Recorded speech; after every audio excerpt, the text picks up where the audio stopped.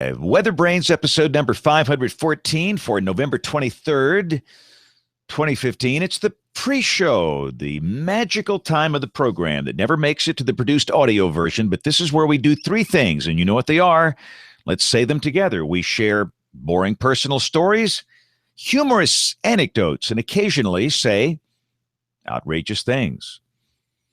Hey, why I have this other camera hooked up here, I don't know. It's actually my phone. Hello. You can see my fancy light fixture back up here. We spared no expense here in this room. So at the rate we're going, I'll be the only guy here tonight. This is great. We know that Dr. John is going to join us right at the bottom of the hour when the show starts. We know that Kevin is out. We know that Aubrey is out.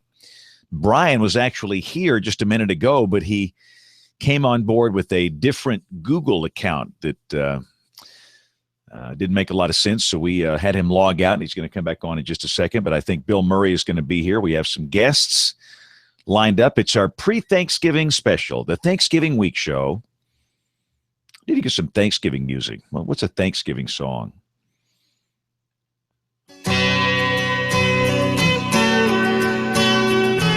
That's a November song, but we played that, 2 weeks ago? Wreck of the Edmund Fitzgerald. What other great songs can we play here?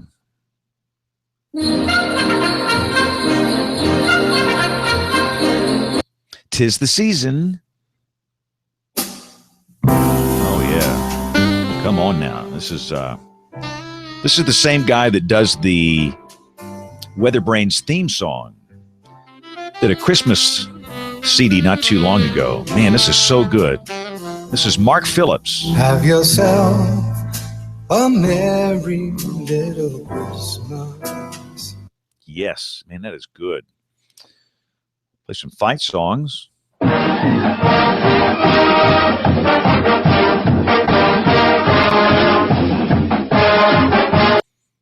Anybody know that one? I will actually be at that team's game this Saturday. Bet you Rick knows this one.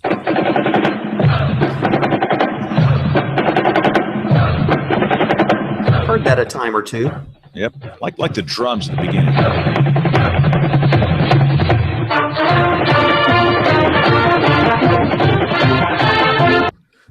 Heard that quite a bit out in the cold on this past Saturday at the TCU game.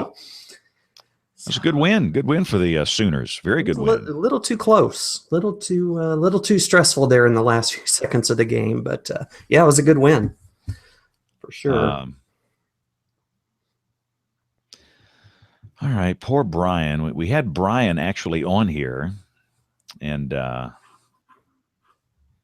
he was using the we have an account for the TV station, a Google account. We post our videos on that, and he was logged in using that account and not his personal account. So I thought I would have him hang up and come back with his regular account, but now I think we've lost him completely. Uh-oh. And Google Plus changed last week. They have changed many things, which I think is a good thing. It's simpler. Mm-hmm. But why Brian can't see the event? It's going to be bad when one of our own guys can't see the invitation. Not Bill, a good sign. No, Bill, did you see that? It's a disaster now. I mean, the hangout today was just a disaster. Uh-oh. Which means this will be the best show ever. Yeah. So anyway, I'm going to try to invite them using, just this link right here. See what happens. Because we could not. It just was not even possible today.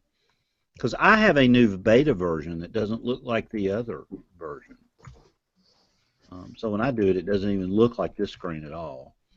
It's really strange. Yeah, they totally changed Google Plus last week, and I went to the new look just because I'm an early adopter, and when I went to hangouts.google.com, everything there looked the same. It looked like the old way, and so I just opened up a Hangout, and here we are. So Rick is in, Bill is in. Sent Brian a link to the show. I went there and got that link you can grab in the bottom of the screen there. In fact, let me just start trying. Now you don't have to have them in your circles and stuff in order to. Yeah, I think they're kind of phasing out the circle thing. Everything's changing, and I think ultimately it's a good thing. Yeah, I do. Google Plus was never really meant to compete with Facebook. That's not what it's for. All right, I've invited one. So you're inviting the guests right now, James? Yeah. Good. Okay. And for Henry, I didn't see his full name pop up, which doesn't bode well. Well, but I'm going to send the link to his regular email address. Yeah, when I invite somebody using an address, typically their full name immediately pops up, and nothing popped up for him, like it doesn't know who he is. Yeah, that's not good. I'll try that OU address and see if that'll work. Brian, are you back? I guess. Am I back? Can you hear me? Sound great. You are back, and you are back as Brian. You are now on the right account. Congratulations. You're the winner. And I'm in classic Google Plus, not the new Google Plus. Okay. I am in the new Google Plus. Well, I couldn't find an invitation in the new Google Plus. I found it in the classic Google Plus. So weird. Yeah, I don't know how that affects everything else. I get these Hangout notifications. I see it in my menu bar up at the top of the. Well, when I got to Classic Plus, that's where it was. All right, but I don't exactly know how I've got it up there, but in the top ribbon bar of OS 10, it's got a little Hangout button, and you click on that, and it shows the Hangout situation. Don't know if that was with Google Chrome or what.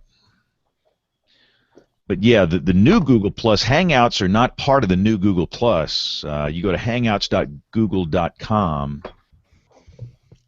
It's a little different here, but you should get it in other ways. So who knows? So we know that Kevin is out and Aubrey is out. So we're down to Nate and our guests. Didn't Nate say he was out? Nate's out too. Yeah, Nate's out. Oh, okay, he's out. So. It's the tough and the hardy that are showing up for this show. That's right. And the Exactly. lives. That's right. Yeah, we have no life. Now, somebody questioned me on whether this was really the 514th episode.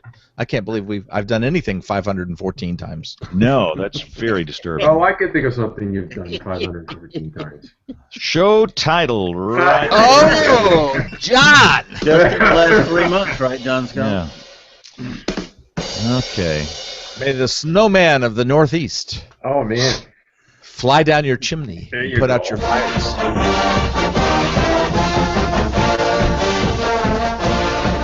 Sounds like the Macy's Day Parade.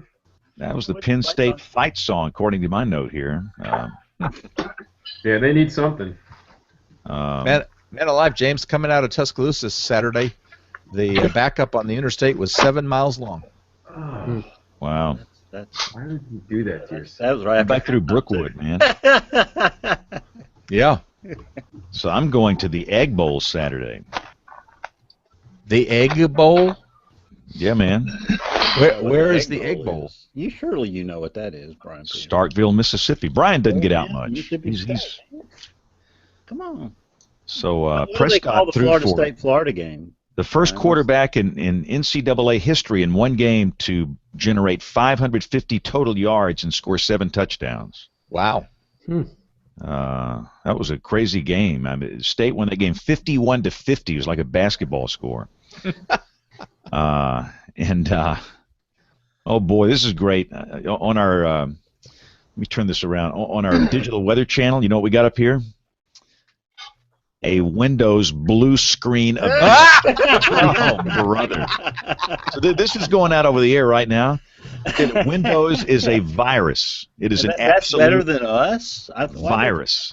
I I don't exactly know. They probably tried to put us on the air with some Windows box back there, and they opened it up, and boom, down you go. So Wow, that's just downright creepy. So let's see. Tim, can you hear us?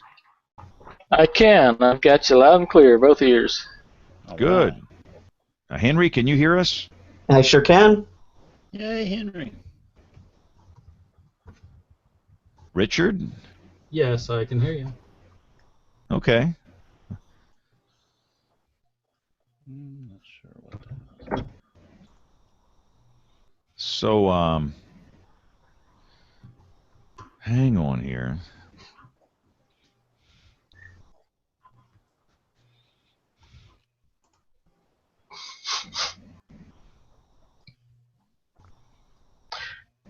Got to compliment your microphone. You really sound like an announcer over there. If I didn't know better.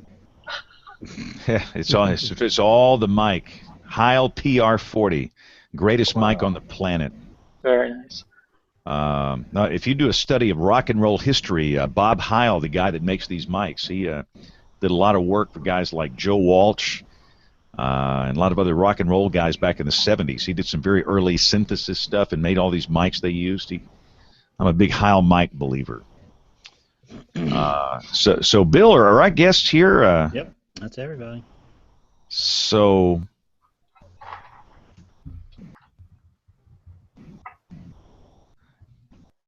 we have Elliot Richardson, Tim Hart, and Henry Neiman, right? Yep. Close. Elliot Robertson. Yeah. Hey, you know what they say, James? A mind is a terrible thing to waste. Yeah. So I'm reading my. The email was right. I'm Email throwing was the. right. Yeah, throw the guest booking officer under the bus. He's the one responsible. No. The guest booking email has Henry Neiman, Tim Hart, and Elliot Richardson. So. Yeah, but at least I got the Robertson right in the email. So I mean, give me that. Yeah. And I did it right in the. I did it right in the bio. No, I well, probably it's sent half it right, initially half mixed wrong. in. So I'll take It's that it's in. wrong in the email. It's half right and half wrong inside Hey, the bio. That's terrible. This is a shell game. Hey, let's get a new guest booking officer. Hey, Bill, I hate to tell you this, but I don't see Elliot in any of the emails from you. What are you talking Oh, about? yes, he is. The bottom of the Scroll last down. one. There's 3. Yeah, There's just not a picture of him. right.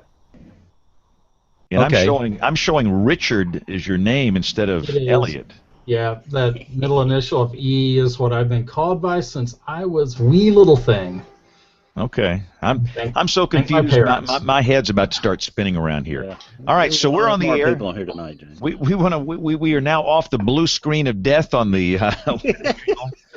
Well, welcome back, ladies and gentlemen. We upgraded from a Commodore 64 to a Windows 95 box, or maybe it's Windows ME back there. I don't know. So let's get this thing going. So we're all here. I'm going to hit the recorders and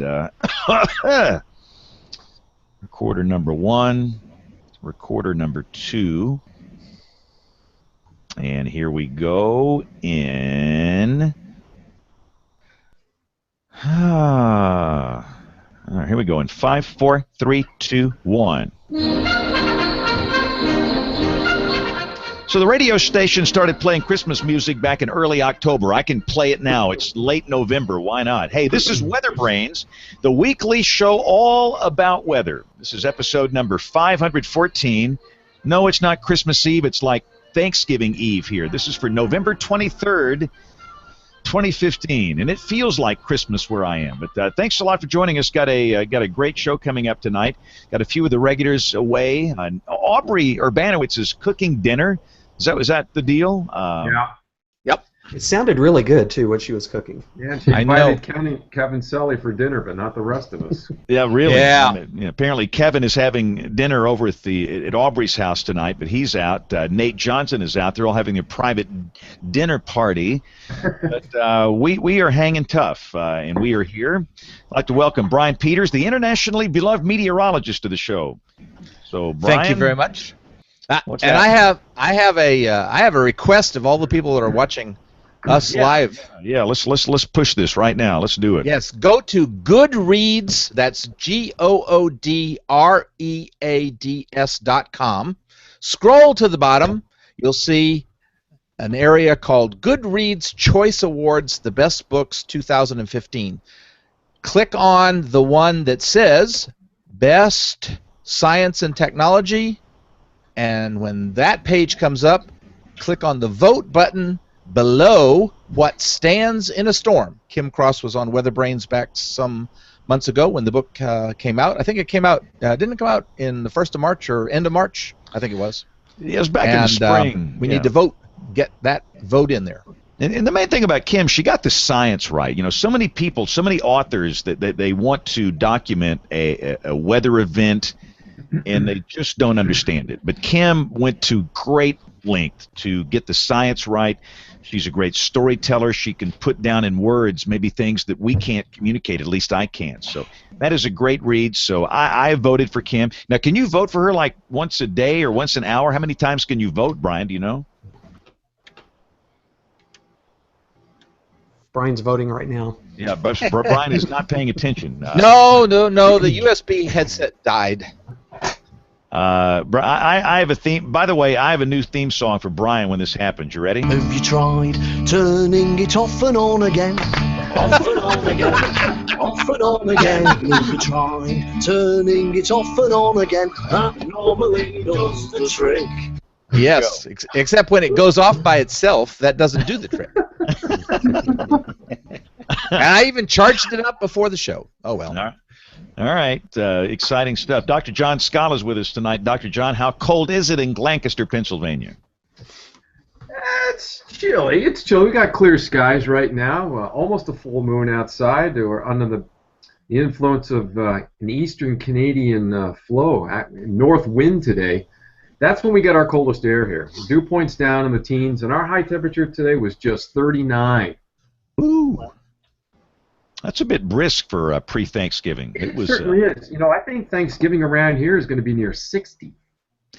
Yeah, that's the thing. The cold air is going to be scoured out. Where we are, we're down here in the deep south, and we had a couple of spots at 20, even a couple of unofficial obs at like 18 or 19 this morning. And, yeah, that's pretty cold. But by the time we get to Thanksgiving, we'll be up in the 60s as well. So I think, and I think the snow is going to melt off in the Midwest. You know, the Chicago, Des Moines snow.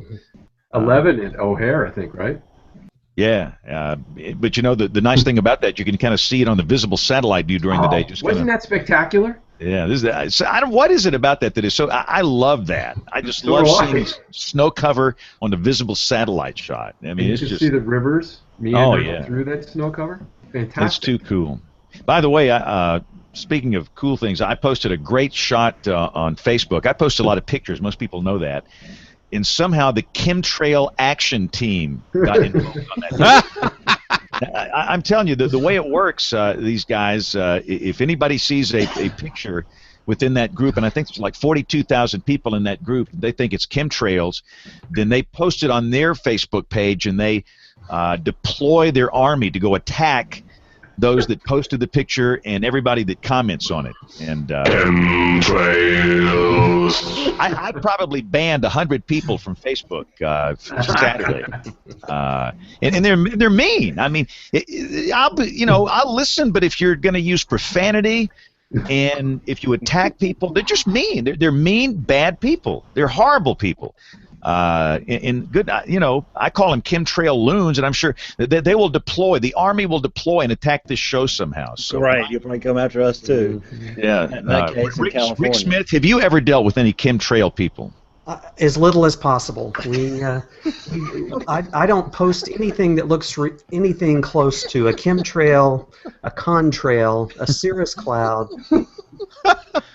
So some guy said. I don't need that in my life. One guy said he said I'm a dumb F, and it's that bad word. It's millions by the United States government every year to squash the truth. It's like I'm waiting on this. If they're going to pay me that much, I'll think about it. I mean, wow. Really? Absolutely. Goodness, but boy, they're just mean. Gosh, it's crazy. So, anyway, Rick is the warning coordination meteorologist at the National Weather Service in Norman, Oklahoma. Rick, for Thanksgiving, looks like you guys might be turning wet later this week, huh? It's going to be nasty. People are rushing to get their Christmas lights put up today and last-minute shopping done because it's going to start raining Wednesday, and then some some version of rain, ice, sleet, snow all the way through the weekend. It looks like so some messy holiday travel for sure. Yeah, it almost looks like out there in western part of your CWA, you might have some ice and icy mess this weekend. Yeah, Huh? people are getting a little excited about the potential for that, and you know, if you're traveling on Thanksgiving, you get just a little bit of freezing drizzle or freezing rain, it can be a disaster. So, firstly, especially for the first storm of the season. I mean, this time last week we were dealing with mile-wide, you know, big tornadoes not too far from here, and now it's almost winter. So that's why we love weather. That's why we do what we do. And Bill Murray is our guest booking officer who is in charge this evening of our guests. So, Bill, why don't you bring him in? Yeah, James, tonight's first guest, WeatherBrain, is the Research Strategy Advisor Director of the OU Supercomputing Center for Education and Research. And he is, in addition to that, he's Associate Professor in the College of Engineering and Adjunct Associate Professor in the School of Computer Science at the University of Oklahoma. Henry Neiman, welcome to the show. Thanks for having me. Well, we're glad you're here, Henry. And now the acronym that you used for the Supercomputing Center for Education and Research is OSCAR, right? That's correct, yeah. And we know that a lot of people, when they see OSCER, are going to pronounce it OSHER, and we've just learned to live with that. I figured. OSCAR sounds a lot cooler. So tell us a little bit about that program, Henry. What's involved with it? Sure. Well, to start with, it's probably a good idea to start with at the very beginning, you know, what's a supercomputer? And it's real simple. To be a supercomputer, all you have to be is one of the biggest, fastest computers in the world right this minute. And, of course, that's always a moving target because there's always a bigger, faster one coming. What OSCAR does is we provide supercomputing resources to everybody at OU, so students, both undergrads and grad students, faculty, staff, but actually our mandate now is much broader than that. We actually cover the entire state of Oklahoma. Any non-commercial research or education in Oklahoma is pretty much automatically eligible to use our resources, and not just ours. We're part of a larger initiative across the state called the One Oklahoma Cyber Infrastructure Initiative that actually has now 5, about to be 6, supercomputing resource providers, supercomputing centers that are providing resources to anybody in the state who wants access to them. And this has been a tremendous amount of fun, and we've been able to do a lot of good for researchers all across Oklahoma. So it's interesting tonight that we're going to be talking, you know, from a weather perspective, but it appears to me that both of these programs are serious economic, you know, demand engines or, you know, economic development engines for the state of Oklahoma. Hey, Bill, let me interrupt real quick. Henry, can you bring your camera down a little bit? Sure. Your head is barely in the shot. There we go. There we go. Yes, there now we you can go. see my Now giant we can see. belly Good. and my chin. So thank goodness we got that one squared away. We're good. So it seems like this is a serious economic, you know, generator for the state of Oklahoma, not just the university. Yeah, I think there's a lot of truth to that. At OU, we don't do a tremendous amount of commercial services, but we have a sort of a sister supercomputing center in Tulsa called the Tandy Supercomputing Center. It's part of the Oklahoma Innovation Institute, which is a nonprofit in Tulsa, and they actually have a mandate to serve commercial use in the greater Tulsa area. I think that's been a nice stimulator for economic growth there. Although they're still quite young as a center. We've been around for almost 15 years now, and they've been in business, I think, about 3 or 4, but have made tremendous strides. We're very excited about what they've been able to do. But yeah, and So in fact, like 4 million TR-80 computers chained together, or what? 4 million would not even cover it. So now, see, you're going to mock the TRS-80, but when I was a wee lad back in 1970 Mumble, I was the first kid on the block to have a TRS-80 of my own. I got the level 1. My dad got me that, and I weaseled him into buying me the level 2 upgrade, so I was able to skyrocket from 4 kilobytes of RAM to 16. So, you mock, but that was a big deal back then. We also, the story. Hey, Henry, he's not mocking you. Bill is using a Commodore 64 right now. Exactly. Yeah, I know. Show of hands of any of you who've had either one of those two computers. I have to confess, I only had the VIC-20, so I did not. And I used that primarily as a dumb terminal, so I could log in remotely and not have to get out of my chair and go into the lab to do my homework when I was a freshman in college. And we probably got beaten up a lot too, didn't we? No, that was in high school.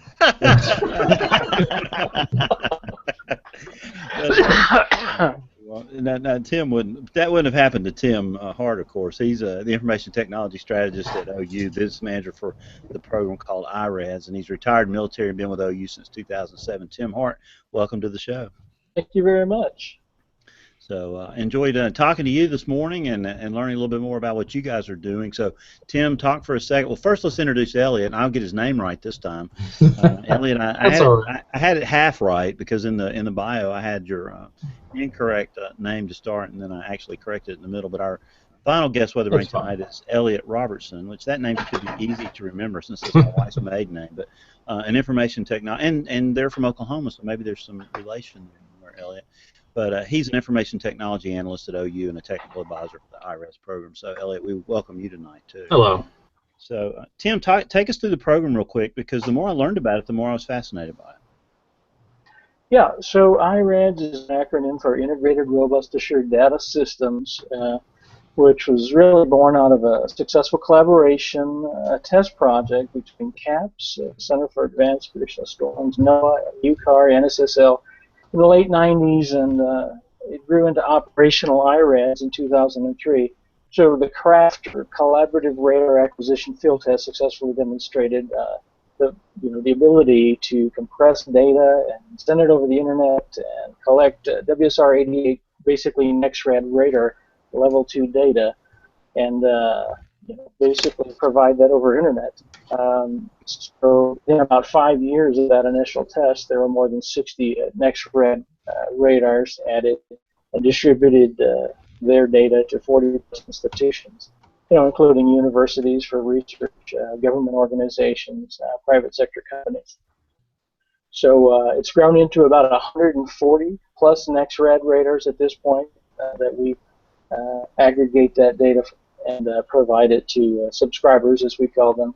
And we also, IRADS also provides Canadian radar, so roughly 29 radars across the northern border of the U.S., or just inside of Canada, and some other research data, conduit, NOAA, and some terminal Doppler radar. So going on 13 years now, and the program's still going strong. So how many customers, I know you don't want to get into the specifics of who they might be, but what sort of areas of expertise are they in, that sort of stuff? Well, we've got several on the research campus at OU. Some sort of specialize in providing forecast data to municipalities. I know one does rain, hydrology, rainfall projections for some municipalities that it allows them to make smarter weather decisions, where to put their vehicles, where not to send their people, how to adjust the water levels throughout the city. Those things, anything that's weather related, whether it's ice, snow, or water. Others support various military operations by tweaking their forecasts or providing alerts. Others are more into areas like insurance, those kind of things. So wide variety. Each find their niche and use the level 2 data, which is the highest resolution data available. So does that answer your question? Absolutely. So a little bit of private sector, some academic, and some government also, probably. So pretty much across the board, across the weather enterprise. Right. The data is owned by the Department of Commerce and processed by NOAA through these radars. So to be able to take that amount of data and provide it to university researchers, as well as these or the .coms, the .mils. We provide a feed to the FAA, so it's quite a feat. And to think before then, that just wasn't happening, not in this volume. So how many other top tier providers like IRADS are there out there? well, there's three top tiers. Of course, OU is one with the IRADS program. I believe the Eastern Region Consortium and Purdue are the other two. Not really in competition, but they are top tiers. They're the first to get the data like us, and of course we all kind of get it through redundant paths, and so. So, Henry, is all of this information running on your big supercomputers there? No, that's the IRAD stuff runs on some servers over in OUIT. Our servers are actually way too full for that because they're being used for pretty large-scale number crunching, 24/7, 365. And when I say 365, I'm not really even kidding about that. I remember one year, just kind of on a lark, on Christmas Day, I went ahead and logged in just to see how busy the machine was, and it was almost full. And I sent a note to my then boss and said, "Hey, the machine is almost full on Christmas Day." And he wrote back and he said, "Hey, why are you sending me email on Christmas?"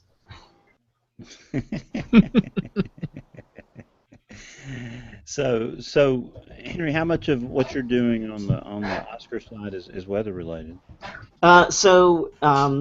In terms of usage of the supercomputer, we run roughly half of our consumption of that resource is for various kinds of weather forecasting.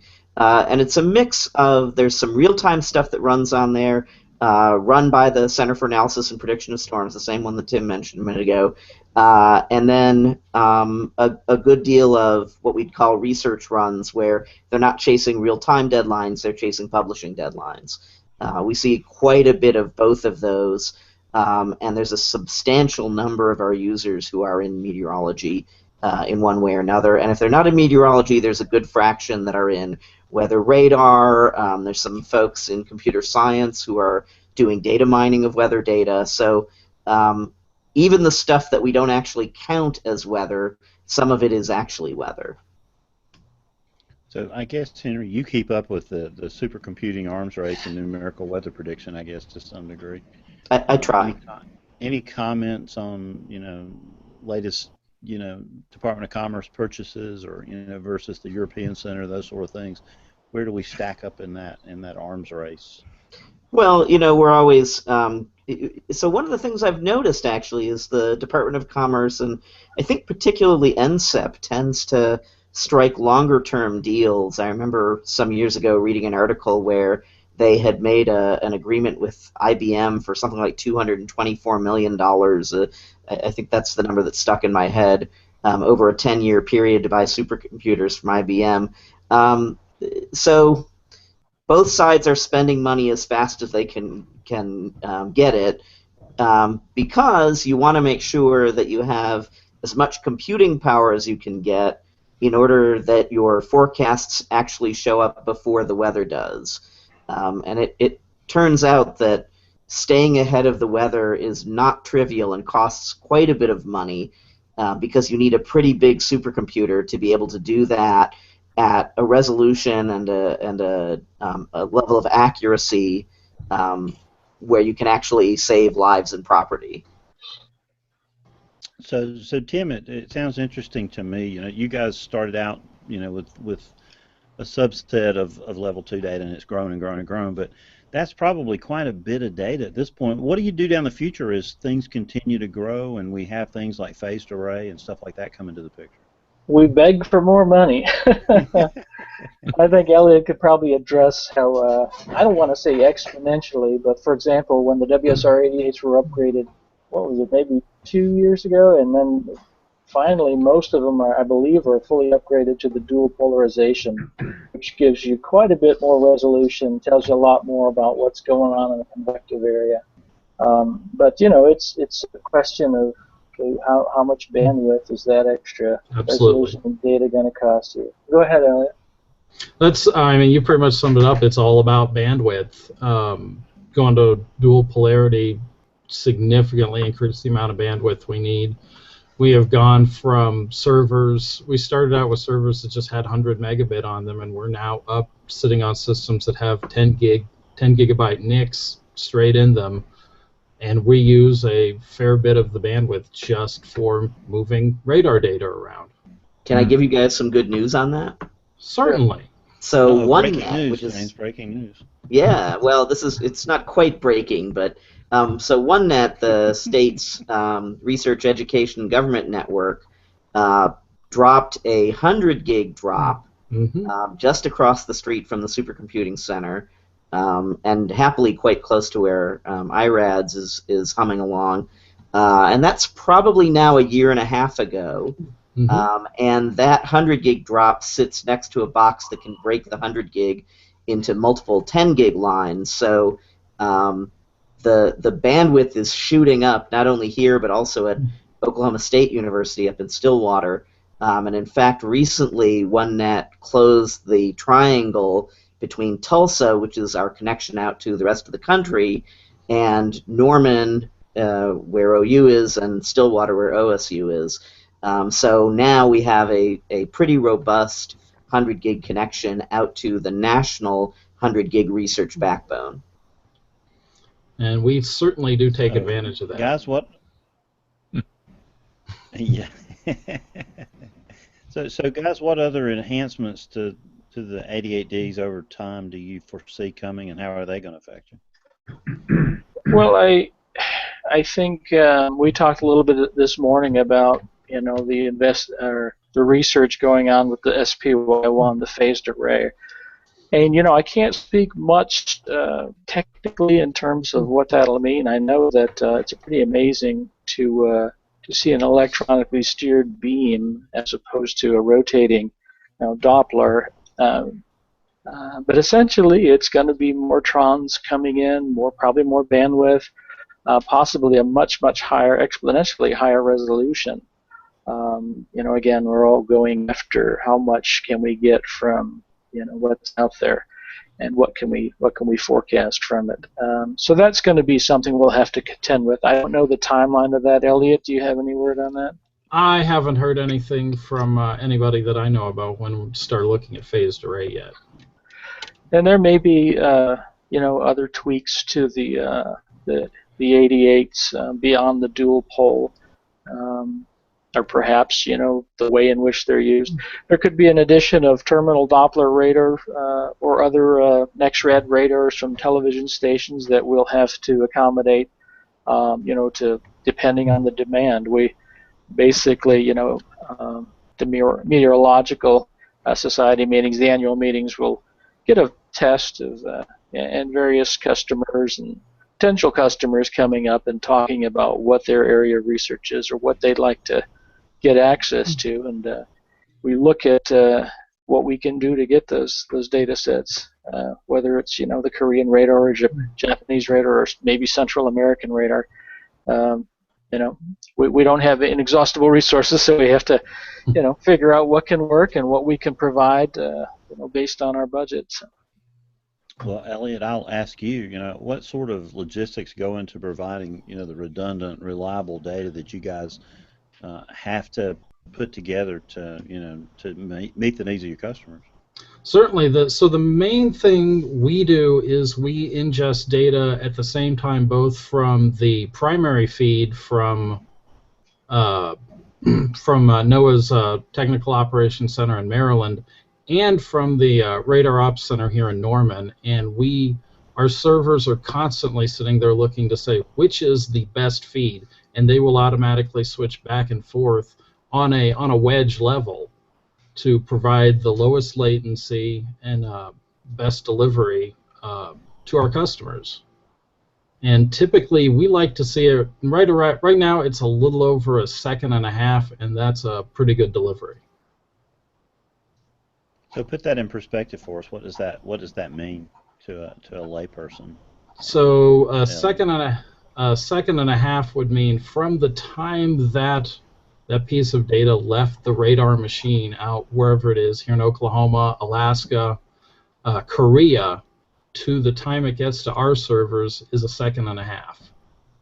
And it's usually about another second onto the customer. So 2 seconds, 2.5 seconds from the time it comes off the machine to the time you get it. Hey, Brian Peters, can you match that with your MWin system down in Helena? No, absolutely not. but I like to hear these big numbers. Brian just gets his latency down to 45 minutes, and he's doing it. Oh, brother. So more hindcast than forecast? Absolutely. So, Henry, talk to me for a minute. You know, the reason that I found out about you was this Amazon Web Services thing that Janice Bunning was talking about. And talk about what that was and what it means. And Tim, does that have any effect on you guys? Yeah, I'll let Henry go ahead, and I'll pipe in. Right.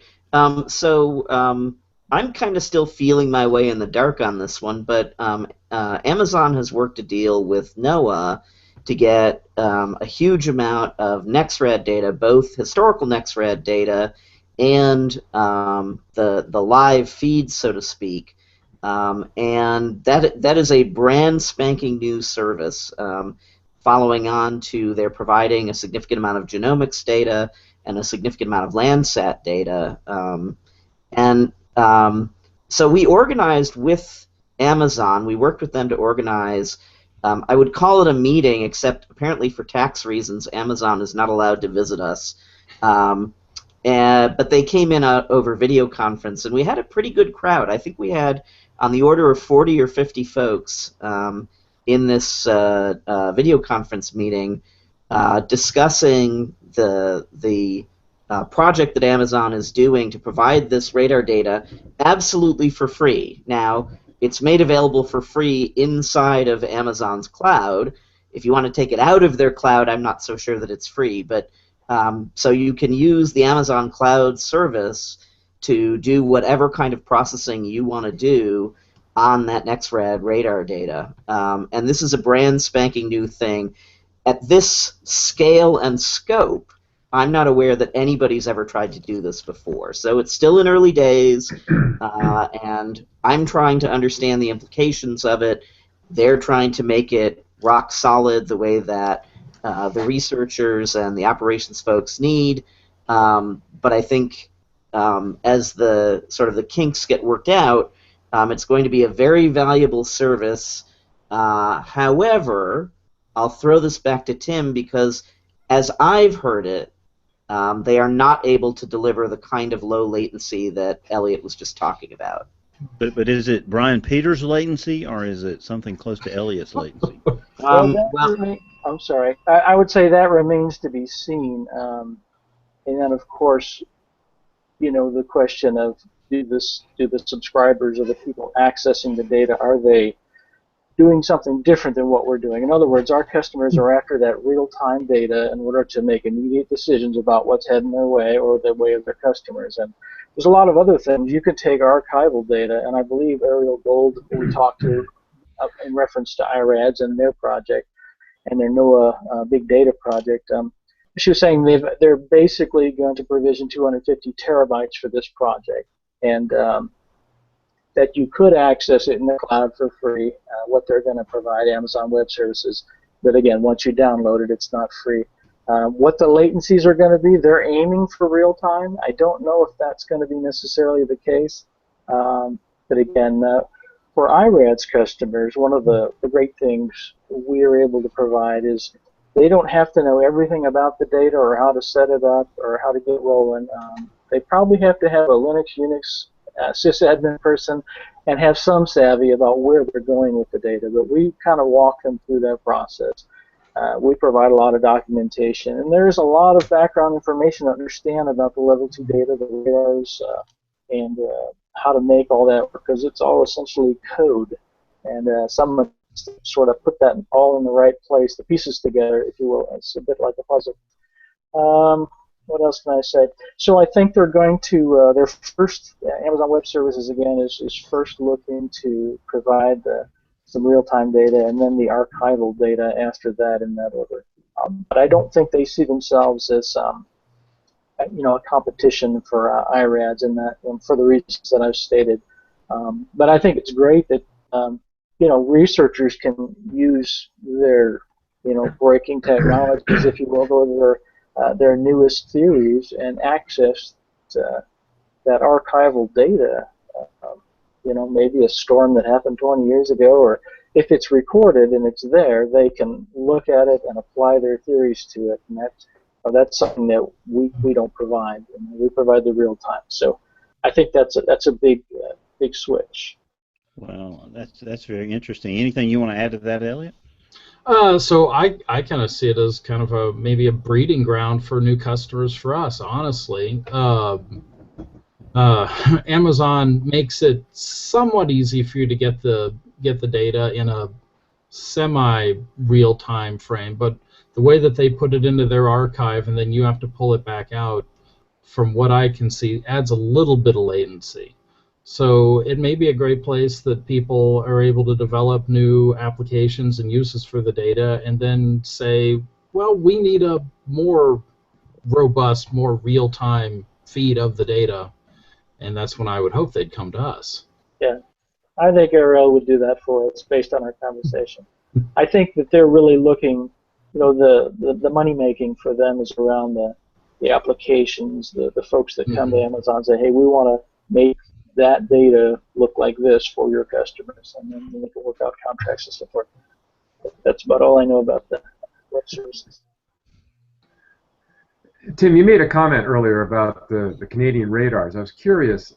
They're using U.S. hardware, right? So is there any difficulty in merging that data set with the WSR radars that we're using in the U.S.? Well, I'm not certain of that statement, that it's U.S. hardware. It could very well be their own radars. Maybe Elliot can clarify. I know that it's a different format. They call it IRIS. I don't know what IRIS stands for, but it is a different format. Okay. And so you have to apply different different programs to make it work. But we do provide it, and I believe our latencies are as low as the level 2 data. You want to amplify on that? Absolutely.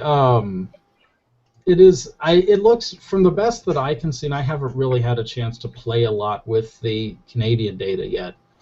But it looks to be more similar to radar systems used in Europe than what the Weather Service here uses. And IRIS, like as Tim said, IRIS is a completely different data format. And I just haven't had the time to really start digging into it and graph it, put it to use. But it is different. It's more of a challenge than I thought, to merging those data sets. Absolutely. And I think we do one of the first steps in getting into the same delivery format. We bring it into the local data manager, which is the standard used by the Weather Service. And that's a first step, but beyond that, it's still a different data format. Yeah, okay. It made me think of an interesting story. It's not really about merging data, but about how specific businesses will come to us. And this particular one was looking for East Coast radar somewhere near New York, and the niche that he was attempting to profit from was he wanted to be able to tell the exact weather over this one golf course. This was the beginning of his business model. So we quoted him, radar, here you go. It would 250 plus miles, whatever the horizon is there, give him the coverage that he needed, and he was going to process that and apply his algorithms and tell his customers, and they would carry around an app on their iPhone, and all they had to do is open it up, and it's part of the, I guess, feeling exclusive on that club. So give us an idea, Tim, what it would cost that developer or any developer who wanted to get the level 2 data for one radar or all the radars. What price range are we talking about on a monthly or annual basis? Right. We call them different levels. Platinum, for example, would be all 140, 42, 88 level 2 radars. And if memory serves, Elliot, help me up. Is it 29,000 roughly for all of those for a full year? That sounds right. And I will jump in and say we are now up to 158 radar. Okay. Yeah. Yeah. So for a single one, I'd have to go back and look at it. I think for a typical business, unless you're absolutely a startup, it's really not a showstopper. We would be talking, 3,000 to 4,000 a year. And really, this is a cost recovery program, IRADS, what I mean. So we're not out to make a profit. We're out to ensure that we can refresh, that we can cover the man hours and manpower behind the services we're providing, both the notifications. We have member-only access to a lot of information about the health of the pipeline, if you will, and the various radars themselves. We do notifications to our customers, to help them know we're on it, we're aware we've got a problem if there's one, and we're notifying upstream as well. So again, we don't produce data, we're a conduit for it, but we take the extra steps to ensure that our customers, and we understand that this is their business, they live or die on this data, and in fact, emergency managers, that you can't overstate the importance of some of this data in terms of keeping people safe. So. Well, Tim, you may not be able to confirm or deny, but I mean, are top-level, radar programs like, say, Radar Scope or Allison House, are they getting their data from a provider like you? I can't speak to those particular ones. I know Weather Decision Technology, WDT, has some great apps. I have one that I love, and it's one of my most, my go-to app, if you will. So shout out to them. I've heard, I believe it's Carl Sinclair, the chief scientist for the IRADS program. He was in the CRAFT project and ran the program for several years. Real smart guy. But anyhow, he's coming back to the Weather Center shortly. Gary Skaggs is retired. Where was I going with that? Oh, he said at one time, if you're looking at weather data, on a screen in an airport or at home, and you're west of the Mississippi, there's a really high probability that you're looking at radar data that's come through OU, because we've got 95% of the market at this point is our calculation, just based on knowing the big names, Weather Channel, and so forth. Wow. So Tim, if you've got if we've got a developer out there who's, because we're constantly looking at this National Weather Service model, you're missing the accelerant tonight. We have a panelist named Kevin Selly who is right down the road from you in Wichita Falls, and he constantly wants to know why the Weather Service doesn't get in the app business, and this comes up frequently. But in the Department of Commerce model and how it works, it's incumbent upon small business to find the algorithm that's going to change the world and come to you guys. So if we've got somebody who literally is ignorant of how to use that radar data, how much help can you give them in getting started as a provider? I know you're not going to do it for them, but how much help can you give them in decoding and learning how to access and manipulate the data? Well, we've got a wide variety of different small businesses that come on a regular basis and will inquire, and of those will actually purchase data and start their business. So our website, ou.edu/IRAD, spells out what we can and can't do. I mean, we're not writing software applications that you would see on an iPhone or something. Companies we're providing the data to are doing that. Remember how we talked about Amazon Web Services? They're only going to go so far. That's their mission, and they're going to look for others to kind of build that infrastructure around them. And that's kind of what these businesses are doing. But to try to further answer your question, we can help them to get all the documentation that's necessary to understand what level 2 data is, and how it goes through the system, how it's processed, how they can access it, decompress it.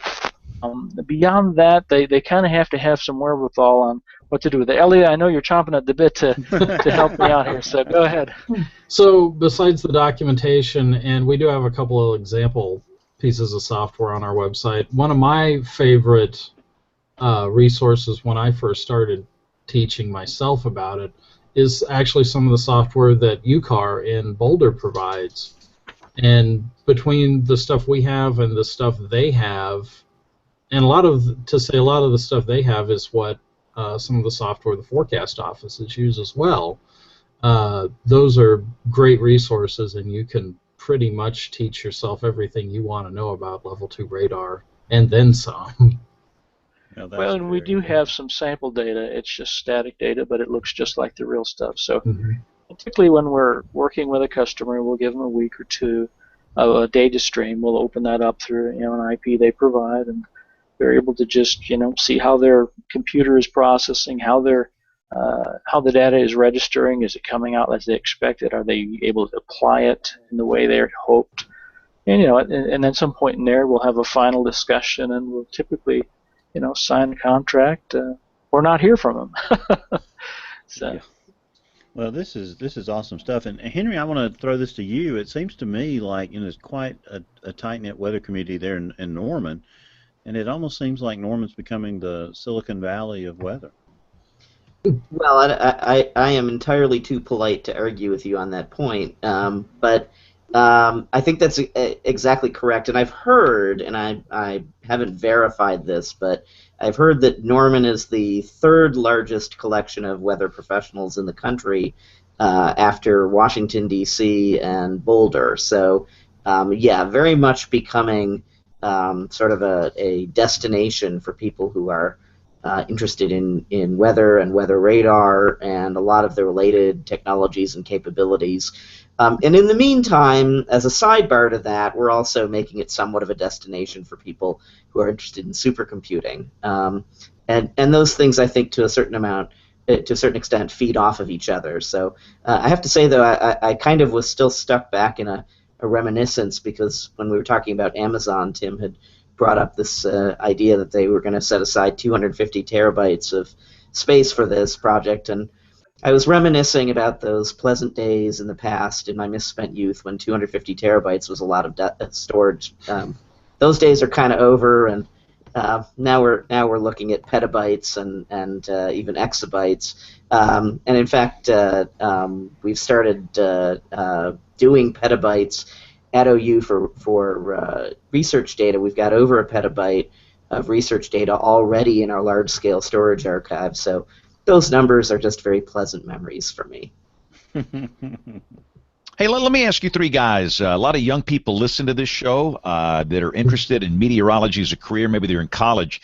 What advice would you give them? Maybe those that want to come up and have, they've got computer skills and just some advice for young people that want to do this for a living. First, love math. Absolutely. Yeah, and from there, I kind of agree with you. I think love computing as well.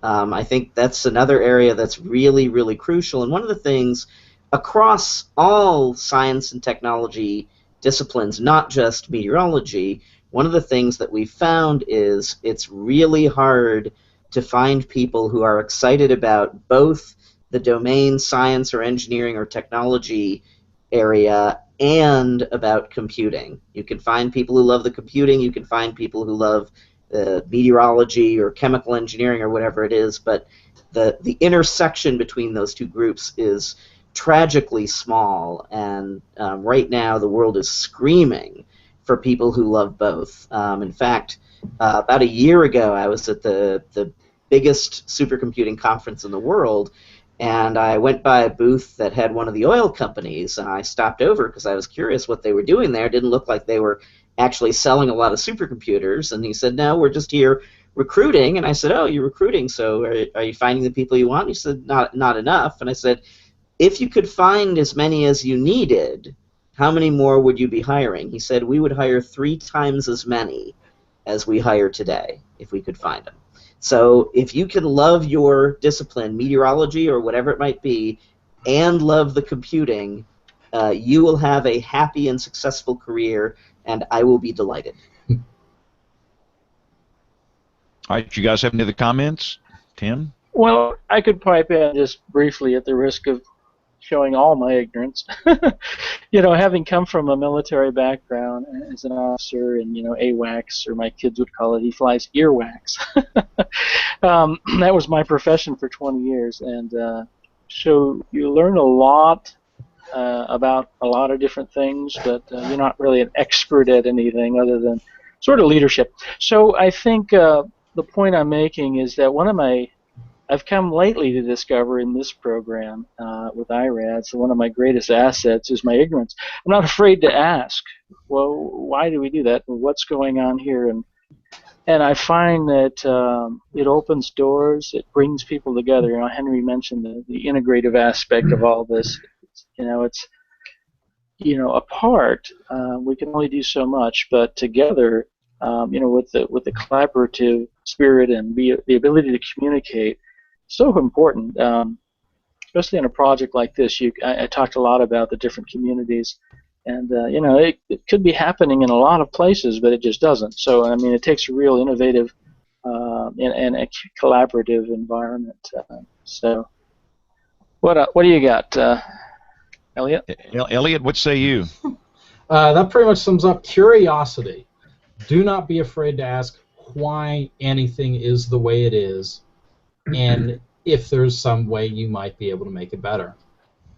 Because even if you can't make it better, you at least have learned something about it. So many of the students are coming out of meteorology, and they're having a hard time getting a job. As you know, there's no growth in the government. There's no growth in the private sector. It just seems like having computer skill, the ability to code, I don't think the kids understand the importance of that. And if maybe a kid's listening in high school, if you're going to major in meteorology, what other courses do you need to take to firm up these computer skills that are necessary? Well, I think there's a number of paths you can take, and of course it depends on the university that you go to. Probably the most straightforward and most common path would be to get a computer science minor. And most institutions that have a CS department, and that's certainly most institutions that have a meteorology or atmospheric sciences department also have computer science. Almost all of them offer a minor in computer science, and there you're going to get a modest number of courses, but enough to get you up and running. If you're then considering going on to grad school, that's a really good opportunity to get into numerical weather prediction or some kind of data mining, or there's a million different directions that you can go.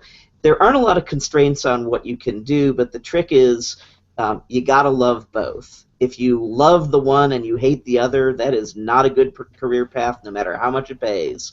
You gotta love both, and you've got to love the math as well. And if you find yourself loving the math, the computing, and that domain discipline, meteorology or whatever it might be, you are in a really good position to set a wonderful career path for yourself. And it's a career path that's going to be stable. You're going to be able to make a good living and stay employed, even in the worst kinds of downturns. And in the up times, you'll do pretty well. And if you're looking at colleges, I would assume all of you would advise OU. Oh, yes. And what is the prime advantage of going to OU? Well, we're awesome, obviously, but to add to that, depending on whether you ask the folks at OU or the folks at Penn State, we're either number one and they're number two, or the other way around. So that's certainly a help. But I think OU, the meteorology program, is also something that's sort of a particular jewel in the crown at the university, and a lot of other things have been built around it. So, for example, the weather radar program, which is primarily run through electrical and computer engineering, has been tremendously successful. In fact, it's not that long ago, maybe a year or two ago, that they opened up an entire building called the Radar Innovations Lab.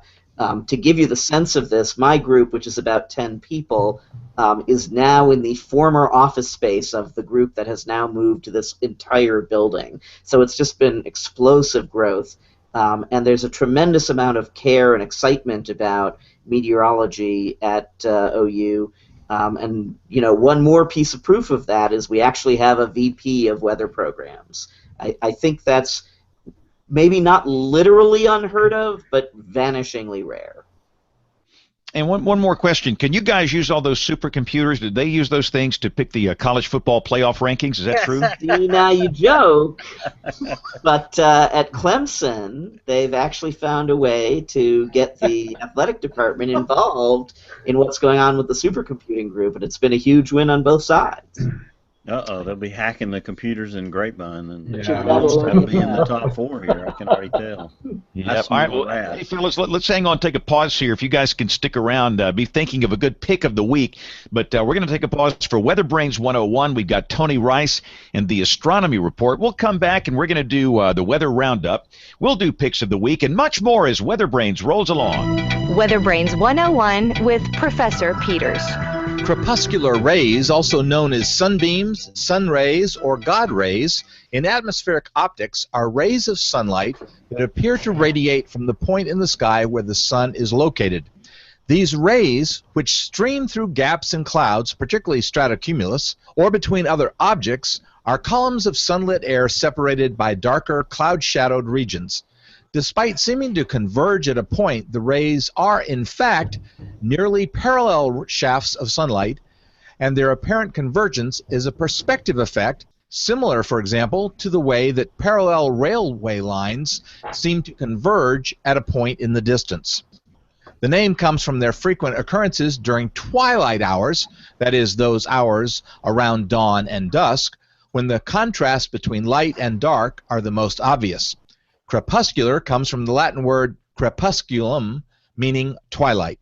Light rays scatter by dust and haze occasionally appear to converge to the antisolar point, that location on the horizon opposite the point where the sun is setting. These rays, called anti-crepuscular rays, originate at the sun, cross over the sky to the opposite horizon, and appear to converge to the antisolar point because of perspective. These beams of sunlight are visible only when there is enough haze or dust in the atmosphere so that sunlight in unshadowed areas can be scattered to the observer. Crepuscular rays appear when the path of sunlight is made visible by atmospheric water droplets too scarce to appear as cloud, but plentiful enough to noticeably scatter the light. If you have a question about weather, you can drop an email to question@weatherbrains.com. Looking beyond the atmosphere, here's Tony Rice with your Astronomy Outlook. Human spaceflight is returning to U.S. soil. On Friday, SpaceX and NASA confirmed that the company will expand from cargo flights to launching astronauts to the International Space Station sometime in late 2017. Previously, NASA awarded a similar contract to Boeing. NASA's Commercial Crew Program Manager explained the importance of having at least 2 robust capabilities from U.S. companies to deliver both crew and critical scientific experiments to the station. NASA will decide which company will fly first after a series of reviews. SpaceX recently made it through one of those critical design reviews, demonstrating that its Dragon crew capsule and Falcon 9 rocket design are sufficiently mature to begin work towards fabrication, assembly, and integration. Both SpaceX and Boeing will carry up to 4 astronauts and about 220 pounds of pressurized cargo on each mission. The spacecraft will remain at the station for up to 210 days, serving as an emergency lifeboat should the need arise. That's your Astronomy Outlook. Follow me at RTP Hokie for more spacey stuff like this. When the weather ball is red, warmer weather is ahead. When the weather ball is white, colder weather is in sight. When the weather ball is green, no change in the weather is foreseen. When colors blink by night or day, precipitation's on the way. Time now to talk national weather. This is recorded on November 23rd, 2015. We have half the state of Oklahoma on here, guys. So what's going on out there? Oh, let's see. I'm unmuted now. Not much right now. We've got up to the mid-60s today here in central Oklahoma, and another 60-degree day tomorrow after our first hard freeze of the season this past weekend. But got lots of rain coming. Got a really wet pattern setting up, a tropical fetch off the Pacific, and the storm system coming out, and looks like a prolonged period of rain. Could even see some flooding, and followed on the backside of that with some freezing temperatures and some freezing rain, sleet, or snow for parts of our area.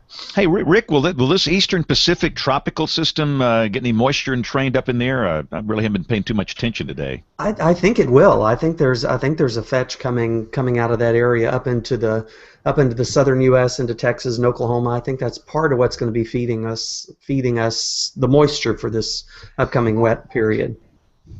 But by the way, off topic here, Rick, do you talk with these three guys? Y'all are out there in the weather world. I mean, it's like there's a million weather people out there. Y'all might not even know each other. I'm embarrassed to say we may have passed at some point, but I don't think so. There's people in the building, even in the building where I work. There's people that I meet, and we've worked together for 9 years in the same building. There's so many people in the weather community there. It's unreal. Yeah, well, there you go. So Elliot, Tim, and Henry meet Rick. Rick meet Henry, Tim, and Elliot. Guys. So up there in, let's see, John, you got a satellite loop going. I see. I'm showing basically North America here. And Rick, you were right. You can see this moisture fetch coming out of the Eastern Pacific across Baja and Mexico. And that's going to set you guys up for what looks like a wet period. I saw a comment today. The description of Texas, and I guess you could say Oklahoma as well, the weather recently, the description was whiplash weather. And that had to deal with the tremendous swings in precipitation that you've been experiencing since last spring. I mean, truly, you are either in a drought or a flood. That's true. I mean, I never would have believed, I never believed we'd get out of the drought as quickly as we did in May and June, and I never would have thought we'd be back in the drought as quickly. So whiplash is a great way to put it. It does feel like we're really jerking back and forth between these two extremes. And we should mention we're coming up on what many say is the busiest travel day of the year, the day before Thanksgiving here in a couple of days. And looks like from our neck of the woods up to yours, Dr. John, things pretty quiet for the East this year. Yeah, that's actually what I've been thinking. I'm working the weekend after Thanksgiving, so all of the folks that are going to try to return home, the weather's looking pretty decent. It's going to be out west of the Mississippi where the concerns will be. Yeah, it looks like the Northern Rockies might have some snow later this week, and again, looks like maybe the Texas and Oklahoma panhandles, Rick, a little bit of winter weather action. I know it's kind of iffy, but looks like cold air is trying to dig down in there with a little precipitation going, huh? I think so. I think we'll still have the moisture around by the time the cold air gets in here, and we're worried about really, kind of the northwest half of Oklahoma out into the Texas and Oklahoma panhandles and up into southwest Kansas. So if you've got travel plans anywhere out west on I-40 or west on I-70 or maybe even I-30, well, maybe not that far south, but I think from Oklahoma and up into Kansas and out into the Texas and Oklahoma panhandles could be a little bit slippery coming home from Grandma's house over the weekend. And Bill Murray will be at the Iron Bowl. For those that don't know, that is the Alabama-Auburn football game. Of course, Bill has the stadium suite. Doesn't matter if it was raining over there, not for Bill. So, and I will be at the Egg Bowl Saturday. And I bet you nobody on this show knows what that is. I do. Ole Miss and Mississippi State. Yeah, I'll be in Starkville Saturday evening. That's always a hoot, and hopefully the rain will hold off for that. So Dr. John's got more maps. I love maps. I'm looking at the Nam Valley Friday morning. Yeah, that's a 12-kilometer NAM. And Rick, looks like you're going to have a classic Blue Northern ripping through there on Thanksgiving. Yeah, it's That's a 1052 millibar high. Look at that thing. Wow. It will test the hardiness of the souls of the Black Friday shoppers for sure. Oh yeah. They're going to have to really want some deals to be out in that, I can tell you. Goodness gracious, that looks nasty. But again, yeah, that's a great snapshot for Black Friday, and I think the snow in the Midwest melted. That was a good snow, Dr. John. What was the bigger? I saw a couple of spots got a foot, right? Yeah, that's right. I think, in fact, the winter might have been in southern Wisconsin, something like, what did I see, 14 inches, I think. Yeah, I think somewhere between Chicago and Milwaukee, somewhere Right. up there in southern Wisconsin, got slammed by that thing. That was like a record snow for a lot of those cities for November, wasn't it? I think absolutely. That was a fast-moving shortwave that zipped right across. Of course, got O'Hare, and I don't know how many flights were canceled when that came through there. Yeah, 300 absolutely. maybe? An enormous number.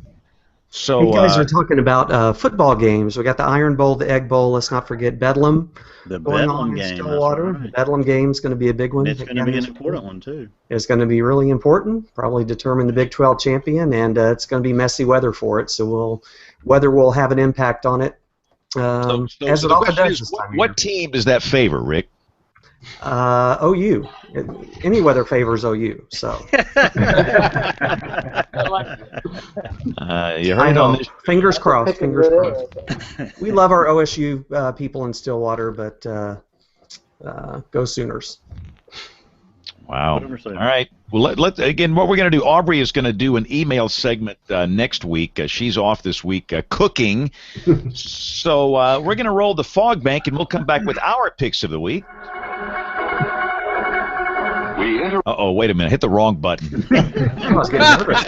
As a matter of fact, since this is so good, I'm just going to let it play. I have not heard this clip in a long time. We got so many good clips in this thing. This is good.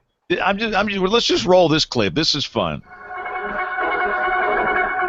We interrupt this program for a CBS Radio Net Alert Bulletin. Psst. Hey, kid. Who, me? Take a look at this. Whoa.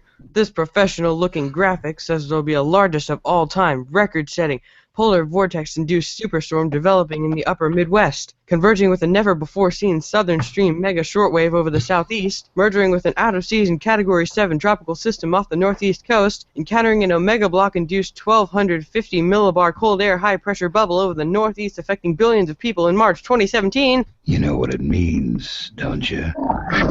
Chicago, 3 degrees above absolute zero. 120,000-foot top thunderstorms from New Orleans to Atlanta. And the antenna on the top of the new Freedom Tower in New York will be the only thing sticking out of the snow.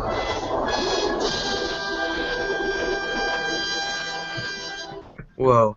I need to share this professional-looking graphic on my social media accounts right away. Where do I find it? Right here, on the International Weather Authority Service Facebook page.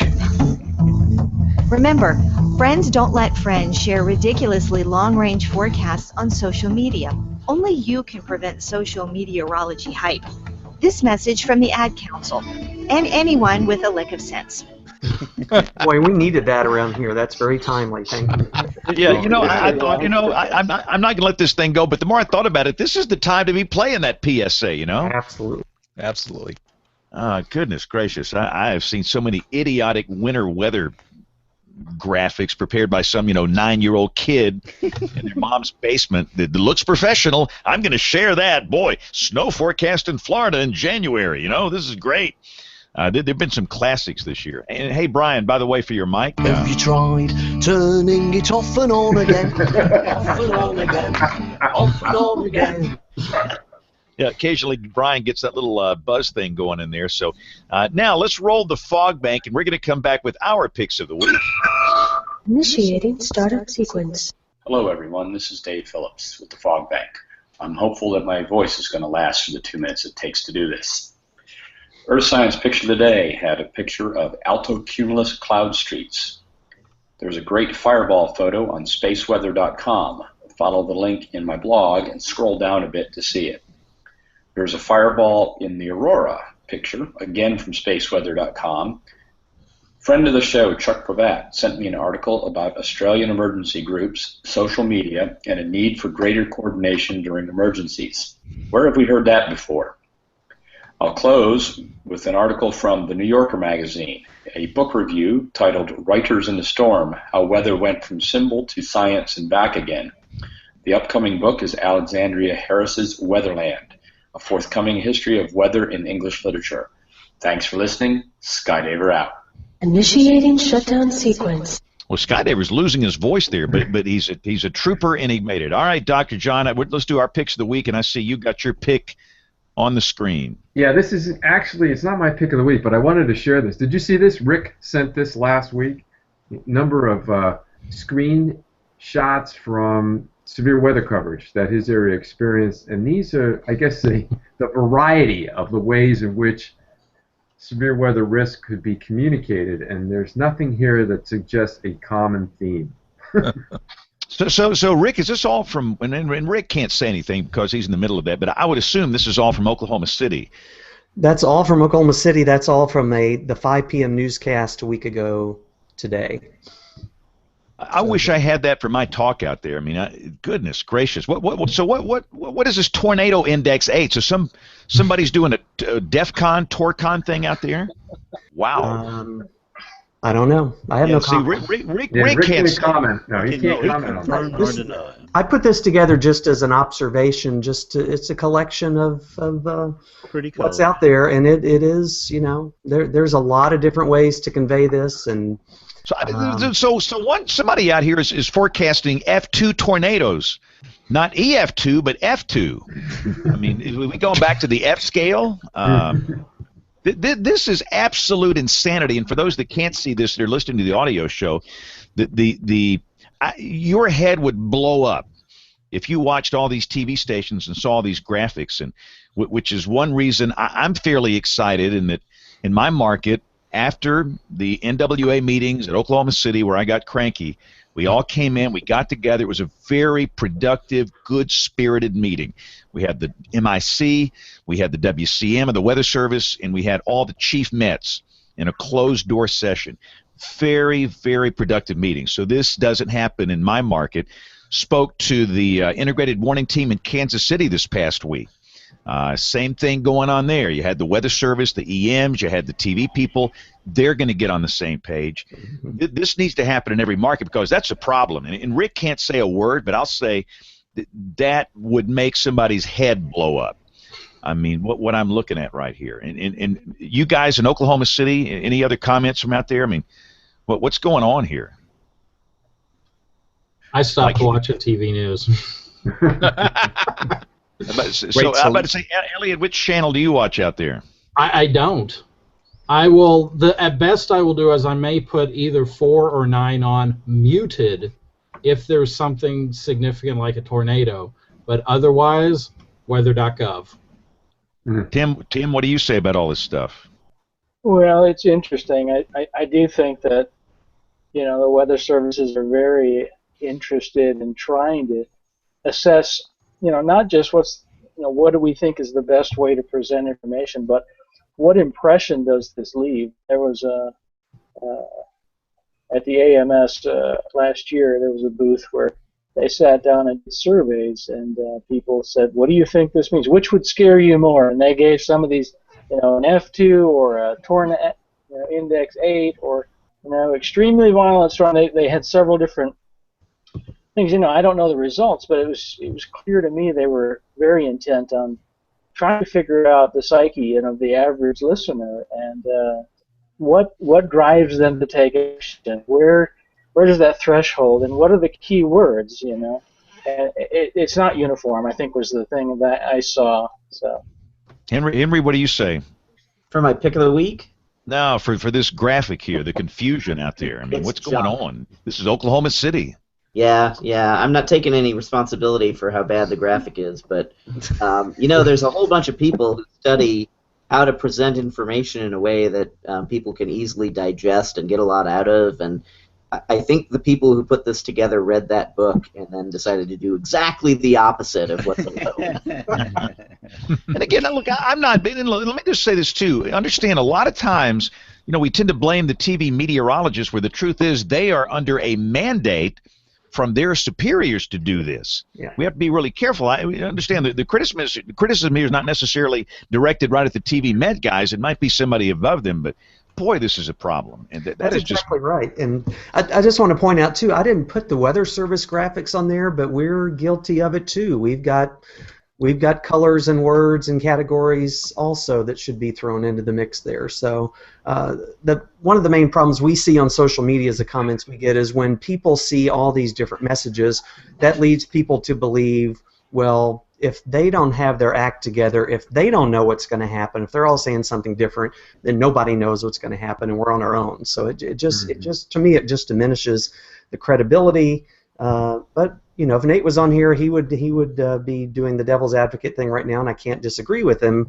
It's a complicated subject. We can't just say, I don't think everybody do the same thing. It's very messy. And James, I like what you said. It's not. I mean, there's a lot of powers and forces involved in this beyond the person that's drawing these graphics and showing them on the air. Yeah, well and I said, think Rick. we all expressed that frustration at the meeting we had here. We're all fighting it, but yet we have to fight off these guys to do the right thing. And to me, the right thing is to send a unified message. We're going to communicate it maybe in different ways, but the colors, this is not that. This is not brain surgery. Let's just use the same. Let's just start with using the same colors. Hello, friends. It's first grade. Let's all pick the same crayons. I mean, come on. We can do this. And then, you know, you look at what we have now. We got the risks defined by the SPC guys. Are they perfect? No. Do some people not like them? Sure, but that's what we have. Why can't we standardize on this? And now we're doing all these proprietary tornado indices. One guy's got an 8, one guy's got a 3, one guy's got a 7, one guy's got a 2, one guy's got a 192. You know, it's just like people. You want to turn the TV off and just dig a hole and forget about it. So before I get way too cranky, let's do our picks of the week. Mine. I didn't know that Greg had this. You know, Greg's got that great WCM page with the Storm Prediction Center, and he's got a specific page dedicated to the El Nino Southern Oscillation and how that relates to tornado climatology. Very interesting read, and all the links will be up on WeatherBrains.com. So, Brian Peters, you got that thing unplugged and plugged in? Yes. How does it sound? Clean as a whistle. Okay. Yeah, well, my head's going to explode. I saw where Prince Charles is now exclaiming that the Syrian crisis is all because of climate change. So I picked a Washington Post article about the fight between NOAA and the fellow in the Congress. And, okay. By the way, I thought about using this as my pick. Did you see where a balloon? Or you know, the radio son and the parachute came down today, and they thought it was a bomb or ISIS. Yes. Yeah. The guys at the Capitol Weather Gang wrote a piece on that. That was pretty funny, and I guess that's just the times we live in. All right, so Dr. John, what's your pick of the week? Oh, my pick of the week is actually historical. Today marks the third day of a severe weather outbreak that occurred back in 1992. You might remember this, James. Tornadoes across 13 states. It was November 21 to 23, 1992. 94 tornadoes, 26 deaths, and 641 injuries, including an F4 that moved across the northern half of Mississippi, 128-mile-long path length. So yeah. So my pick of the week is actually from the Jackson, Mississippi office. That's a screaming reminder for those of us in Dixie Alley. This is the core of the fall tornado season, the late fall season, November, December. We can have some wicked outbreaks this time of the year. All right, let's go to Rick Smith for his pick of the week. Well, we were talking about colors and presenting threats. Mine kind of ties in with that. It's complex enough to present the risk and threat areas using red, yellow, green, but how do people perceive those colors that are colorblind? So it gets even more complex. So my pick of the week is a blog post that somebody put together showing one of the things the Memphis National Weather Service office did to kind of take care of that. It's communicating weather information gets, the more you think about it, the more complicated it gets, the more complex. And this is just another thing to think about, is there's a lot of colorblind people out there, and reds and greens. What was the NFL game a couple of weeks ago where they wore special uniforms? Right. One was red, one was green. Right. And it was not only ugly, but so anyway, I thought that was a great blog post that somebody did, and that's my pick of the week. Awesome. All right, let's see if Tim Hart has a pick this week. Tim, what you got for us? I wasn't quite sure what you were after, but what I texted in the chat area is just that I've been using a particular fishing app produced by lifewaresolutions.com, and it's pretty cool. It basically takes the moon phase, the temperature, the season, and the barometric pressure, and it tells you 2 hours of the best fishing and what days are better to fish on. And every 12 hours, it'll basically give you another 2-hour window. And it's not been when I've been home. So it's a little hard to use. But I thought that was pretty cool. All right, we'll put a link up to that fishing app on weatherbrains.com. Brian Peters, you're a big fisherman. By the way, Brian fishes for carp. You don't see a lot of carp fishermen here. He calls it carpe and has cookouts. Carpe diem. All right, Henry, you got a pick for us? Yeah, I do, and of course I'm a computer geek, so I picked a computer-themed thing. It does vaguely, slightly connect back to weather, but top500.org is the website for the list of the 500 fastest supercomputers in the world. They update it about every 6 months, and the most recent update was last week. And I am unhappy to report that for the 6th list in a row, this is 3 years running now, China has spanked us again. They are number 1. We have 5 of the top 10. They've only got 1 of them, but theirs is number 1, and so they've I'm sure filled all of the folks at the big national centers with chagrin and anger and so on. But on the other hand, I'm happy to report that back at the end of July, the White House announced a national initiative called the National Strategic Computing Initiative that is targeting rolling out what would be the fastest supercomputer in the world sometime in the next, I think, 3 to 5 years. This is a move to what's called exascale. So we've talked about terabytes. You know, the next level up from that is petabytes, and what follows after that is exabytes. Systems on that scale are coming in the not too distant future, including thanks to the White House pushing the whole country to get involved in supercomputing. And that was the first time, I got to tell you, I was coming back from a conference and I was in the airport and they had CNN on, and that was the first time I saw the word supercomputing in the little crawl at the bottom of the picture on CNN. Yeah, instead of the Kardashian girls, you can see that. That's a good thing. That's a great thing. All right, and again, the link will be up on weatherbrains.com. And Elliot, you say your mind is blown by your 2-month-old? I've got a 2-month-old on the other side of that door, so this is the rare chance I'm getting to actually sit at a computer for longer than about 5 minutes at a time. So I have when you don't have a pick on the show, you get this. I'll take it too. Elliot gets the foghorn. I'll accept it. Yeah, great. So, and again, we'll put a link up for you guys on the show notes here for those who want to get in touch with you. I've got to get across. You know, it might be under 40 degrees tonight. So guess what they're leading with tonight, Brian? Weather. Weather. This is the new thing. I mean, they lead with weather. You know, if there's fog, if it's warm, if it's cool, if the sky is blue, it's somehow raining somewhere. Yeah, that's the new consultant thing, is to lead with weather. So I've got to step across the hall and do some television. But listen, thank you for joining us this week. Been a great show. WeatherBrains is on the air every week. We typically do the show Monday nights at 9:30 Eastern, 8:30 Central. Many people like to watch it live at live.bigbrainsmedia.com. Oh, wait a minute. Bill Murray's wait a minute. I feel, goodness. Bill's been so quiet. Bill, I'm so sorry. Quiet? Go. My pick is from Willie Dry, who'll be the guest panelist next week. He's the author, remember, of the book about the 1935 Labor Day hurricane back on Labor Day. But he's got a new book that's out, and that'll be my pick next week. But he sent a story to me, and I'm going to share it with you here, about the 4 meteorologists that were posthumously awarded the Purple Heart after their weather ship was sunk during World War II, and that was just a recent story. So he wrote an article about it for the National Geographic this week. But he'll be joining us next week as we talk to Tyler Radford and the Humanitarian OpenStreetMap Project.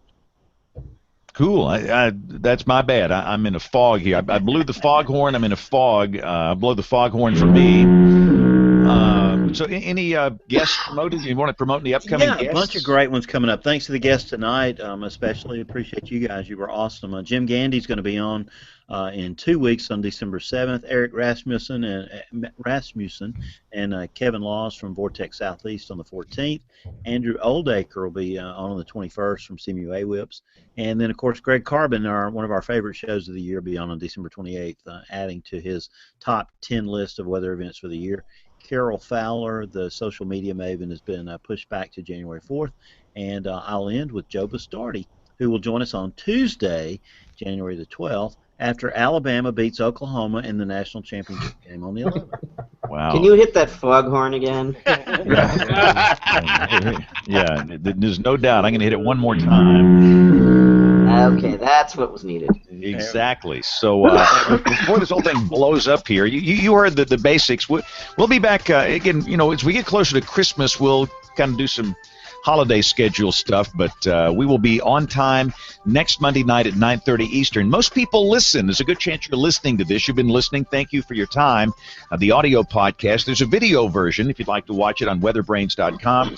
And if you listen on iTunes, we love those iTunes comments. Our email address is email@weatherbrains.com. If there's somebody you'd like to be on the show, you have a suggestion, a comment, criticism, whatever, we love to hear from you. Our social media accounts are on the website as well, weatherbrains.com. So, on behalf of the entire WeatherBrains crew, I'm James Spann. Thanks for listening. Have a great week, and God bless.